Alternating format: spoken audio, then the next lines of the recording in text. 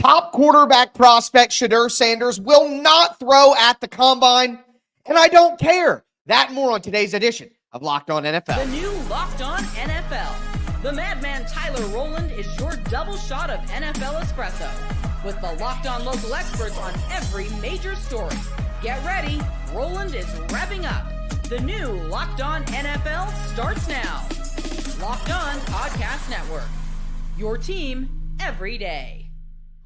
Football fans, welcome in to the Locked On NFL podcast, bringing you a double dose of the NFL's biggest stories with help from our local experts that know your favorite teams like no one else. I am your host, the madman, Tyler Rowland, joined today by Locked On NFL expert Lauren Cox. On today's episode, we're going to play a little game of veteran, rookie, or both with some of the teams that need quarterbacks in the NFL. But we're going to start with some NFL Combine news. One of the top quarterback prospects, Shedeur Sanders, will not throw. And quite frankly, I don't think it matters. Before we get into it, though, do want to thank you for making Locked On NFL your first listen and for being an everydayer here with us at the Locked On Podcast Network, where it is your team every day. Lauren, I just don't care if Shedeur Sanders is not throwing at the combine. Yeah, it feels like it's a trend now that everyone got upset when Caleb Williams didn't last year, but now it should get normalized at some point. Yeah, at some point you would have to think that people look back and realize that it's not really something that's going to matter. And our guys from Locked On NFL Draft, Damian Parson and Keith Sanchez, talked about how, yeah, these quarterbacks probably aren't going to throw. To be completely honest, a couple of those guys are not going to throw, right? I got very well who we want to see throw, right? Obviously, Shedeur and Cam, they're probably not going to throw. And it becomes one of those situations where they probably feel that they have too much to lose to not have everything scripted, right? And that's the thing. But on the other side, it was like, hey, we want to see you, go out there unscripted and just figure some things out and throw. Because you let Will Howard go out there and throw them bombs, and Tyler Shuck go out there, and Jackson Dart already has first round buzz. Now you allowing these guys to kind of start nipping at your heels a little bit. I think that people, especially in media, I won't say NFL talent evaluators, but media, they're looking for a reason, right, to put somebody else at QB1 at this point, probably QB1 and QB2, right, if they can. I mean, look, they're right on about it. At that stage in the game, the quarterback's that high in the draft, and honestly, it can work for other positions too, but that high in the draft, there's nothing to gain, really, by going out there. There's everything to lose. Lauren, I would compare this situation to like when college players skip the bowl game. I just don't care. Like Cam Ward left at halftime. I just don't care. I'm sorry, but I don't take these things as a lack of competitive drive or a fear of being embarrassed or anything like that. It's just a business decision, and I have no problem with approaching more and more and more now. Sports is becoming a business at every level, and I have no problem with these guys handling their business because if they're to get injured, if the wide receivers they're working with, they just don't have good chemistry, it makes them look bad. They could legitimately lose millions of dollars, and quite frankly, casual NFL fans or even hardcore NFL fans, they get mad about this stuff. They get mad about things these young men are doing that if they were presented a similar situation with their employment, they would never take the risk that they want these guys to take the risk on. So I just simply don't care, and I don't think it'll have any impact whatsoever on the draft stock of Cam Ward, who I think is the number one quarterback, or Shedeur Sanders, who I think is the number two quarterback.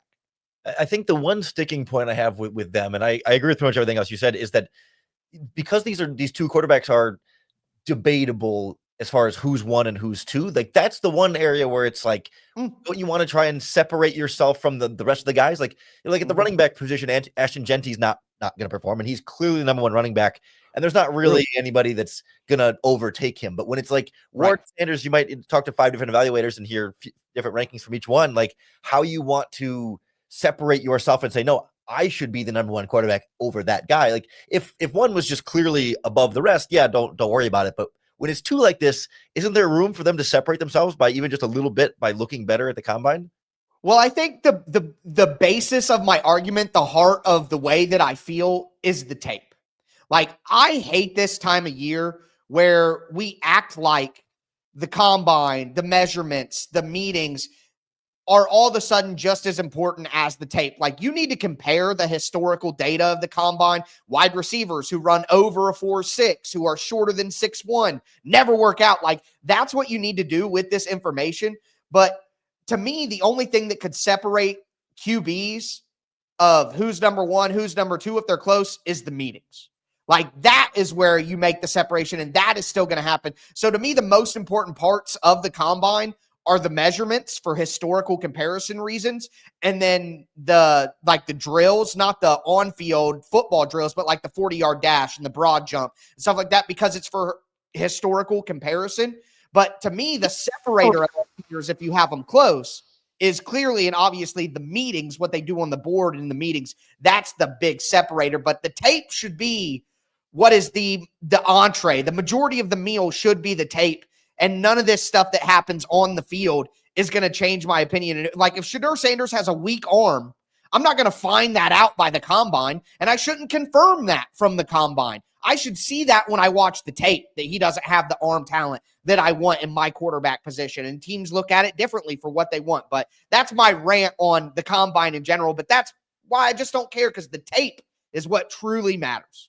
If we're being honest, the pro days are kind of the same way, right? Like, oh, he's going to throw his pro day instead, but throwing on air with his college wide receivers in a pretty scripted environment doesn't necessarily really tell me a ton about what he's going to be as an NFL player. It's a way to look nice and to try and doll it up and to kind of, if anything, it's sort of like a confirmation bias type of space, right? It's like, if you like him, then it's a great way for you to see what you like and reconfirm everything you like about him. And maybe if you weren't a big fan of him, then, you can look at it and say, oh, well, it's just throwing on air and, he missed this, and you can kind of nitpick it for what it is. But it all feels a little bit like dog and pony show kind of stuff that isn't very scientific or super representative of success or not as a pro player.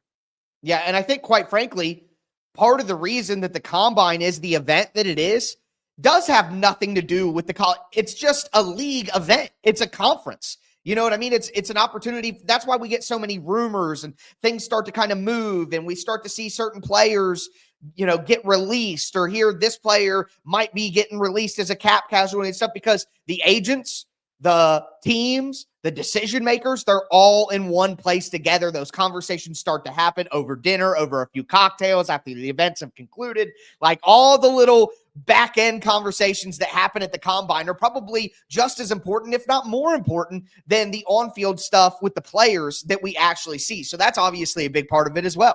Yeah, I think maybe even the biggest of all this is just the medicals. Like, you get every prospect gets together, and every team, every prospect's medical information all in one place, all at one time. Like, that and the interviews are really the meat and potatoes, but there's nothing we can do with medicals or interviews. So we need the on-field stuff. And it's fun to see who the true freaks are, right? And the guys show off the cannon arm and can throw it. Anthony Richardson, all-time combine stuff. We want to fall in love with those kind of players. And I think it's important to keep perspective and not go too crazy when someone does do that. But at the same time, I like that it gives us a means of appreciating elite athleticism in a way that's like measurable and comparable, as opposed to like just the debate at the bar of who's faster, Lamar Jackson or Michael Vick. Well, you can measure some of that stuff. You can check.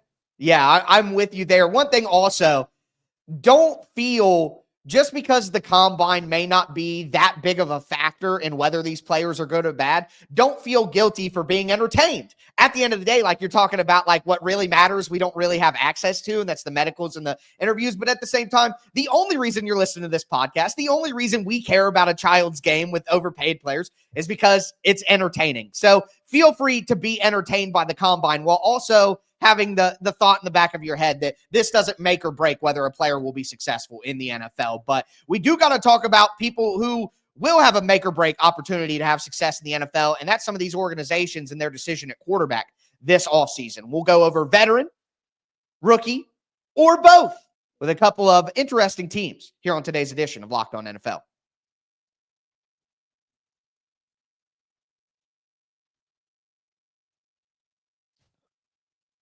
All right, Lauren, let's continue today's edition of Locked On NFL. Talked about some combine news with the quarterbacks not thrown. Shedeur Sanders has announced it as of this recording. Cam Ward expected not to throw. Those are the consensus top two quarterbacks in the NFL draft. Obviously, you'll have different rankings based on who you read, who you talk to, what you see. But with that being said, A lot of these teams need to make that evaluation on the quarterbacks themselves because there are a lot of openings right now at the quarterback position across the NFL, a lot of uncertainty, and only so many veterans and only so many rookies that can realistically fill those holes in 2025. So I want to look at a couple of teams that do have decisions to make at quarterback, and we start with the New York Giants. And while we're hearing that the Giants love Shedeur Sanders or the Giants could make a move up for quarterback, the GOAT, Patricia Traina of Locked On Giants, she's like, they could do that, but they got to win. They have got to win games this year, regardless of who the quarterback is. They have got to win. They have got to show that this roster that they're going to assemble this offseason is better, has plugged some of the holes that were exposed last year, and is basically on an upward trend. Now, if the objective is they've got to win more games, can they do that necessarily with a rookie quarterback? You don't say no. I mean, it can be done. We saw it done with, Washington and Jaden Daniels. But then again, that was a new regime. They didn't have to worry about if, Jaden Daniels flopped and didn't win as many games as he did last year. They didn't have to worry if they were going to lose their jobs. Little different situation here for the Giants. All right. Shane and Dable, they need to have wins. They need to show John Mara and Steve Tisch that by the time the 2025 season is over, the team has gone upward and not backwards like it's been going the last couple of years. And I'm sorry, but like Patricia said, you could bank on getting a Jaden Daniels, and maybe you could get that with like a Cam Ward, who really does have, high-end traits. But I don't know, expecting Jaden Daniels from Shedeur Sanders when he's nowhere near that kind of player, traits-wise at least, I think that's playing a dangerous game. So if you're the Giants and knowing that they have to win games this year, veteran, rookie, or both, and I'll even give you this, Lauren, the veteran could be a trade for Matthew Stafford because we're hearing that the Giants are heavily interested in that move. Yeah, it's a really interesting spot for New York that a lot of teams find themselves where it's like, okay, if I'm Brian Dable, doesn't drafting a rookie help try and say, well, we had a rookie quarterback, so you got to give us more time with the rookie quarterback? Doesn't buy you some patience, but also then you don't want to be the team that drafts a rookie and then fires their head coach after 1 year and then gets a new coach and draft that rookie quarterback. And it's like, what's really in the best interest in the long term would be to get a young franchise quarterback to build up with Malik Neighbors and company, but you can't make your draft decision based on the idea that you think you're going to fire your head coach in the future, because otherwise you would have just fired that head coach now. So it's a lot of tricky parts there about right. O'Shane covering his back and what he thinks his leash might be.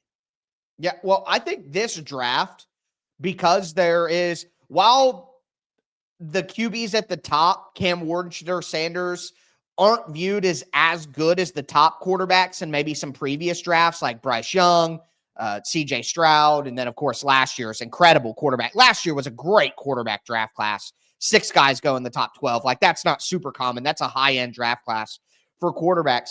I think the reality is that going with a veteran who can play right away and get you those wins that you need, because you're right, Lauren, you could say, oh, it was a first year of a rookie quarterback with a little bit more time, but I think the Giants organization is not giving them that. Like, we already know that the Giants will not give them that excuse. They got to win, like Patricia was saying, they got to win games. I don't care what you do, it better win you games this year. The ownership is fed up. So with that, I think the Giants are a prime team who have the number 34 pick as well to keep in mind. The Giants are a prime team to maybe go with that veteran quarterback, but also get a young quarterback, just not with their first pick. Maybe they can trade down even or go with something that they need. The Giants have edge rushers, though, and that's kind of where a lot of the talent is up front. Maybe they go with a Travis Hunter. That could make sense if he's available, even though they went Deonte Banks in the first round last year, but whatever. I think the Giants are a prime team that could do both and kind of try to thread that needle, but not with the number 3 pick. Yeah, I think that's too dangerous right now. Maybe they trade back to like 6 and let someone come up and get Cam Ward, and they take Shedeur Sanders, who they're rumored to really, really like, and pair that with a veteran quarterback. That would make more sense to me, but they can't afford to just go rookie quarterback this year. Yeah, and it feels like they can't afford to go just veteran to either, because if you get Matthew Stafford, right, you might win 10 games this season and make a playoff and wild card team and then lose in the first round, and then how much better of a team are you? Because your quarterback is now just 1 year older and only going to be back downhill. Like, you need a long-term option. You can't just go just short-term here to save your job for 1 year, because 1 year of winning, okay, now we're in the same conversation again next year. Yeah, and I think, I didn't want to dedicate an entire portion of a section or, a segment to this, but the Titans could be in the same boat as the Giants there, where Brian Callahan's going to get fired if they don't win enough games, and the organization is on thin ice with ownership anyway. So maybe you go out and you get a Derek Carr if he becomes available, and you draft a Cam Ward at number 1 overall, and just try to be aggressive with the situation. That could be an option similar to the Giants, where you can't really afford to just go rookie and get that honeymoon year, because it's not the first year of a new regime, like Patricia was mentioning with the Giants. But at the same time, you do need a quarterback of the future if you go with one of these older veterans. So that could make a lot of sense there. Well, Tennessee's tough, though, because, you and I have talked about this a little bit. Like, they're not that close to, like, the Super Bowl. They need more big time talent. Like, at least New York, you got Blake Neighbors, and you got Dexter Lawrence, and you got Brian Burns. Like, you got some pieces there that are like top 10 talent. Yes. But, okay, exactly. You could talk yourself into a wild card round with the right quarterback there. But, like, Tennessee, no offense, but, like, there's a lot more steps than just a veteran quarterback to get them back to being right where they need to be. So, like, why bother sinking a bunch of money into Aaron Rodgers, Matt Stafford, Sam Darnold, whatever, when just to try and save your head coach's job? But, like, he's got to fight for his job. Like, it's a tough spot to be in. It is a tough spot to be in. And you're right with the Giants, like you said, top 10 players, Andrew Thomas at left tackle, Dexter Lawrence at interior defensive line, Brian Burns, Malik Neighbors, maybe a top 10 wide receiver by this time next year. You know what I mean? Who's on the Titans? Who's a top 10 player on the Titans? Snead, who was out all last year and didn't play well when he was healthy at the beginning of the year, and Jeffrey Simmons. Jeffrey Simmons is like, if you wanted someone on the Tennessee Titans, the only player that's desirable for any other fan base is Jeffrey Simmons. He's the only guy that anybody would want. So, like, you're right about that. They're in totally different spots in terms of the roster for a veteran quarterback. But speaking of Derek Carr, I do want to mention the Saints real quick, because they're kind of far back at pick 9 to consider a trade up, like some other teams that we're going to talk about. But the Saints, do you keep Derek Carr as your veteran quarterback? Do you try to get a rookie in the mid rounds of the draft? I don't really know what the Saints should do. Everything about the Saints feels like it's kind of lingering, right? Like, they get the last choice head coach, and they're like, all right, we're going to kind of roll with this. And then it's like, okay, you're going to roll with Derek Carr. You're going to roll with the 3rd or 4th best quarterback. Yep. There's no, like, clear, obvious plan of, like, here's how the team is going to get better. It's like, well, we'll keep kind of trying this, but that's felt like what they did last season with Dennis Allen coming back. And they're like, it feels like they haven't really gotten out of the mud that they were stuck in last year. Well, Lauren, let's try the 2023 Los Angeles Chargers coaching staff and see if that works. Hey, it's hard. It sure is hard to find. Like, I feel bad for Saints fans, because it just feels like permanent mediocrity right now, where there's just no way out. Yeah, they're in a tough spot. And I think that, to me, the question that I keep asking with the Saints is, what is the level of patience from ownership? If Kellen Moore was given, hey, if the conversations during the interviews and when he was hired were, hey, we know that the roster isn't in a great spot. We need to build this thing back up. It may take a couple of years for us to be really contending and be making some noise. We're going to have to make a lot of changes on the roster. We're going to kind of have to eat some of these contracts to get back healthy with the cap. It may take a couple of years. If that's the case, then I'm perfectly fine with Kellen Moore going with like a Spencer Rattler. You know what I mean? Maybe that's their young quarterback, and you just go with that and ride with that. Let Derek Carr go to save the money, bring in a cheaper veteran to be the backup, and roll that way. I would do that. That's fine. But if the Saints are like, we got to win right away, this roster's ready, we got good players here, they really have no choice but to stay with Derek Carr, because there is no improvement out on the market. It does feel like a good spot to try and, like, swing for the fences on somebody, like not from a money standpoint, but from, like, take a shot on a risky quarterback. Like, could you bring in Justin Fields and just, like, see what he could do? Like something like that, where, well, Kellen Moore just worked with Jalen Hurts. Yeah. So. Exactly. Like, a quarterback, it doesn't have to be a $50 million sure thing. And if the QB's bad, oh no, we got a top draft pick and get to replace him next season. So yeah, whether it's rolling with Rattler or bringing in somebody to compete with him like Fields, or somebody in that category of quarterback. I mean, Zach Wilson, Trey Lance, something like that, to just sort Mac of Jones, reclaim one of these guys. Yeah, Mac Jones, like that feels like at least there's a high variability there of or high volatility of maybe it could be great or maybe it could be terrible. And either way, that's ideal for the Saints. Lauren, let me just tell you right now before it happens, at some point in time during this offseason, we will get a report that teams believe that Mac Jones could be a starter this year. He will be this year's Gardner Minshew, where a team says that he's our starter, and we know that it's insane, but they do it anyway and try to sell it. So Mac Jones, get ready for that, buddy. With that being said, though, there are two teams that I'm looking at in the draft that could actually trade up and make a big splash at quarterback. They have the need, they have the ability, and we'll get into it right now.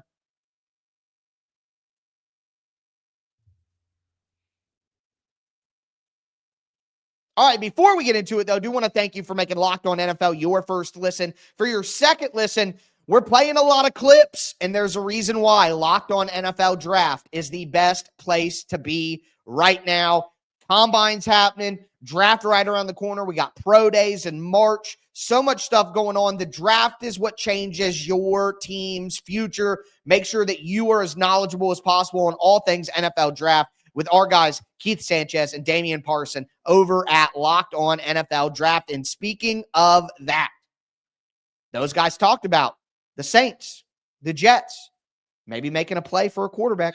If you are the Las Vegas Raiders, you are the New York Jets, right? And if it's like, I'm not drafting a potential All-Pro, I'm drafting a potential Pro Bowler or NFL starter, right? And the positional need has to add up also, then why not take a quarterback if one of those needs is a quarterback, right? Like if the give and take is that I'm not getting an All-Pro guy, I have a need at quarterback, this quarterback has potential, right? Why not take a quarterback in that situation if you're just going to take a flyer on another position? If you have a need at quarterback, why not take a flyer on a quarterback position? And that's how I view it, right? It's not like I think about in the past drafts when we talking about like the proven talent, right? Maybe the 2022 draft when it was Aiden Hutchinson and it was Chris Olave and it was Garrett Wilson and it was Jameson Williams and it was Kayvon Thibodeau and it was Trayvon Walker, right? Talking about like just how many at that point believed that they had so many blue chip prospects, not the same in this draft. So I look at it and I say, hey, if I need a quarterback, this might be the draft to take a quarterback because how many All-Pro guys I feel like are in this draft.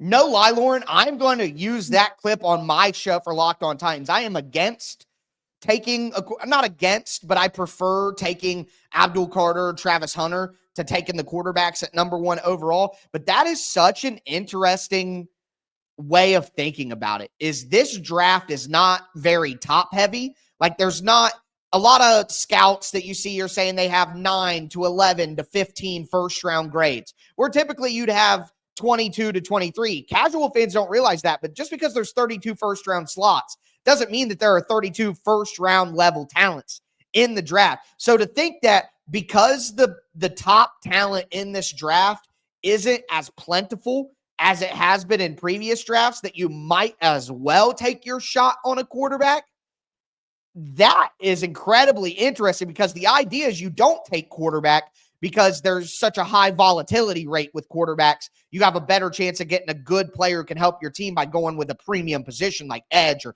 offensive tackle or wide receiver or cornerback.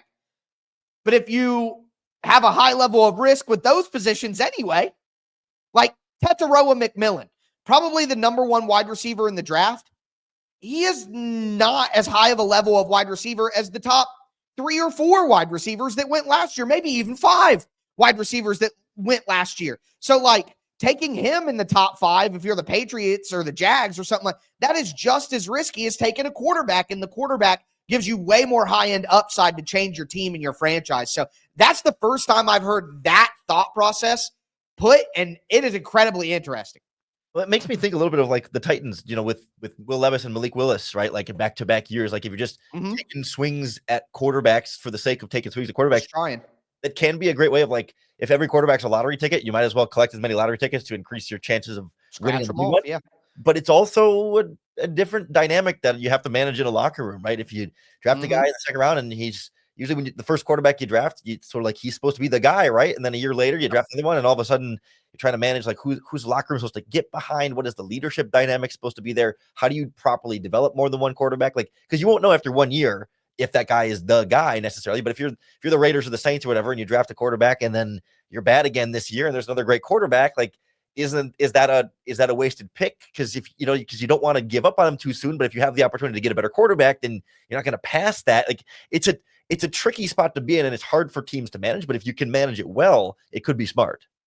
Yeah, and I mean, I look at the Arizona Cardinals, who drafted Josh Rosen top 10, and then went and got Kyler Murray number 1 overall the next year. And I think it was a wise decision. Kyler Murray hasn't led them to incredible success, but he's certainly been a better NFL quarterback than Josh Rosen. So regardless of the politics that may be caused in the locker room, it was still the right decision. But that is what makes it interesting. This isn't Madden. Like, these are human beings in the locker room. People pick sides and things like that. Like, that happens in real life. But with that in mind, with the thought process in mind that it's just as risky to take the other positions early in this draft as maybe the quarterbacks. If you're the Jets at number 7, if you're the Raiders at number 6, would you rather go with a veteran like a Rodgers or a Cousins?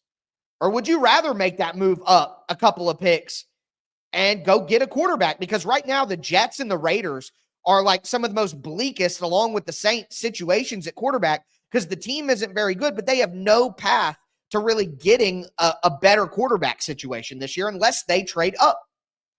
Yeah, I think I see those two teams both as in slightly different positions here, right? Where it's like, okay, the Jets have some decent talent here. I mean, they got a lot of free agents on their own team they got to figure out. But you got Garrett Wilson, you got running back talent there, you got a couple offensive linemen. Aaron Rodgers isn't leaving a terrible roster here to where are you trying to go in and say, hey, get that quarterback, and we're just one quarterback away?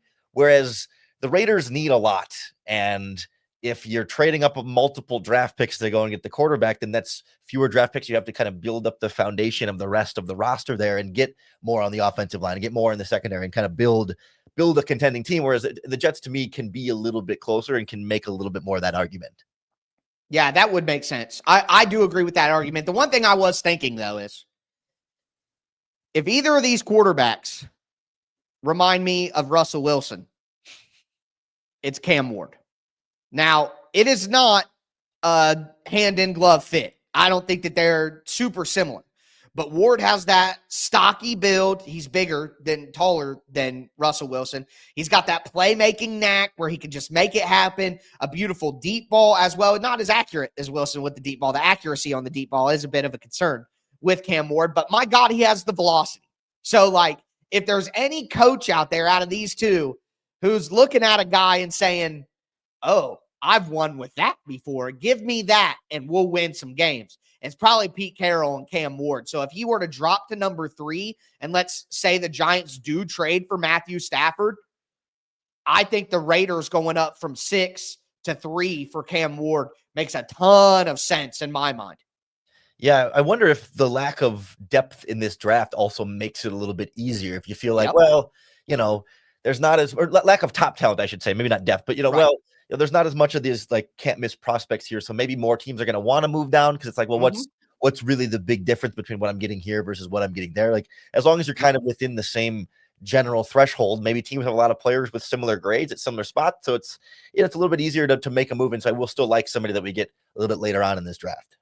And I've seen, and of course, different scouts believe different things. You'll see I have 20 first-round grades, and then you'll see the next guy say I have 12. Like, this is not – there's not like one blanket statement that is covered. But I've seen a lot of folks say that from 20 to 60, there's not a lot of first-round talent this year. So once you get out of the first, 10 to 15 to 20 players, 20 to 80 is pretty similar.